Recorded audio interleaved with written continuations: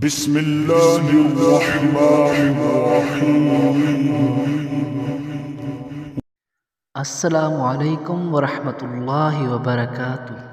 جو شخص شراب نوشی، زناکاری وغیرہ جیسی بدکاریوں میں گرفتار ہو، وہ روزانہ 7 مرتبہ یہ اسم پڑھے، انشاءاللہ گناہوں کی رغبت جاتی رہے گی۔ جو شخص شراب نوشی، زناکاری وغیرہ جیسی بدکاریوں میں گرفتار ہو، وہ روزانہ 7 مرتبہ یہ اسم پڑھے، انشاءاللہ گناہوں کی رغبت جاتی رہے گی۔ ناظرین، اگر آپ کو ہماری ویڈیو پسند آئی ہو تو ویڈیو کو لائک اور ہمارے چینل کو سبسکرائب کر دیں۔ جزاک اللہ خیرہ۔